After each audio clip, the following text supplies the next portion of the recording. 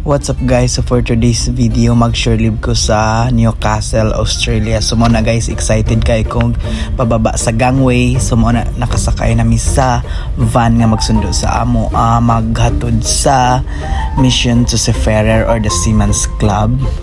So muna guys, amo ang gisakyan nga van, naka front seat pa ang mga tala. So muna akong kauban nga tala, wiper. Yeah. So guys, nindot ang Australia, first time na miss ko sa ilang place. Tanawa na sila yung murag lubi-lubi unsa ba na. So mao na ang Seamen's Club or Seafarer Center. Daghan si mga seaman dia guys, na may mga kauban ng mga Chinese sa van. Kauban na magsakay sa mga nabot midera. Nice kay lang Seafarer Center kay na sila free mga gamit. Ug mo na guys, nakakuha ko polo og hoodie.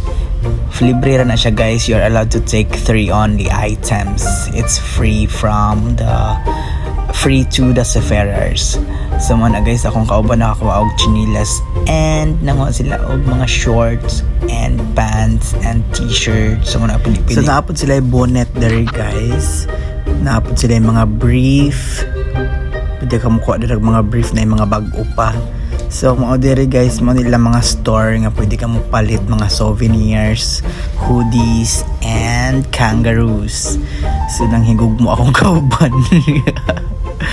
So mao na guys, pagkahuman dito sa Seafarer Center, Seamen's Club, gihatod mi sa mga shopping center which is mao na mga tao dira sa nang langabang ang mga Australian. Sana all first time ko makita mga ana. So muna guys, ang McDonald's nila sa Australia. So naami diri sa Office Works na gipalit akong kauban o unsa yung gipalit mo ra gatong murag projector sa pagkahuman ng atumi sa Coles supermarket. So na ako kauban dira tawag-tawag, well video. So mao na guys na ang grocery mi. So among gipamalit kay puro chocolate. Puro na ng chocolate na lato na tanig chocolate. No video pa na agya nakit ano untag kano. Ay di man na siya kana Australian pala di ay. So mao na guys, pili-pili. Mura ga window shopping na ang atake. So muna gitagaan ako og cellphone sa akong kauban nga wiper. Na wait lang kay nag imot pa ko diri. So muna lang pamalit dagan kayo kung mga kauban tanawin lang ipamalit guys. So nagpa-counter na mi dira guys. Among kwarta na kay Australian dito mi nagpa-change sa Seamen's Club. So mo na ang mga pinalit tagduhag jud ang tagduha ang mga bags dami dagan mo nagpapalit man pugod ako among mga kauban nagpadala. So pagka man nga mig McDo, so mo nila McDo guys, wala sila chicken. I mean kanang chicken nga solo ba nga na puro burger.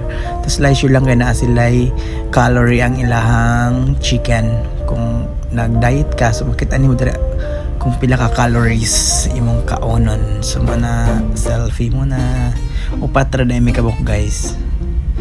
Among kauban nag-shore live. So mo nagikaonan na among order burger, fries and drinks. Same lang sa Pinas food, ang ilang McDo, ang ilang fries same lang.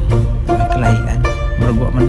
So mo na guys, nanggawas namin sa McDonald's kay mo adto na pud mi sa Big W which is supermarket also para mapalit og kolaba or mga drinks. So mo na akong nakapalit kog tumbler nga gamay for only $8.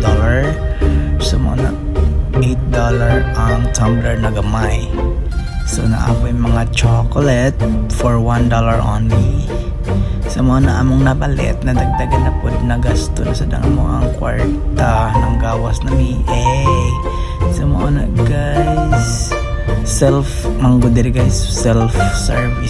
service kasad ka mag cashiers mo na guys. Nagawas namin sa parking area kay gisundo namin sa amo ang sundo papuntang Seamen's Club. So mo na nakasakay namin dira guys.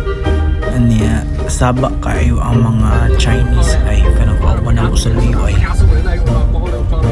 muna na nila na mo na guys, wala traffic na kay basta mga oras na mga alas 8 kumay na lang mga sakyanan diri sa Newcastle. So wala guys, magkawalog gisundo kay gihatod na pod mi sa mission sa Seaman's Club. So nagbilyard-bilyard sa mi kay napa mi oras nga gamay, so pahuway sa mi nagbilyard-bilyard mi dito, tira o pak. Sulod wala. Mao ni ang Seaman's Club na mga painting. Na pwede ka mga PG ha, pwede ka makaon. So nagbilyard na po ako pauban ang pak, tira wala, so ako na po tira 1 to 3 pak mo, diba? Sulod ang 8, perfect yan.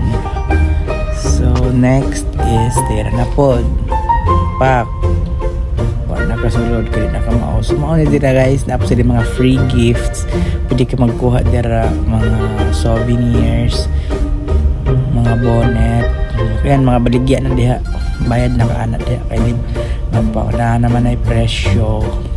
So pagkaman gihatod nami sa amo ang barko sa port na ami sa Coragang Port of Coragang, Newcastle. Gihatod nami sa van sa Australia na. So mga guys, naapod mo nakita nga nagmotor wala gilas gipakitang gilas wala mugunit sa Manabela o pak. Sana also mo na among barko guys, well nag-surely migi kargahan na siya og mga coal man siguro ng karga na.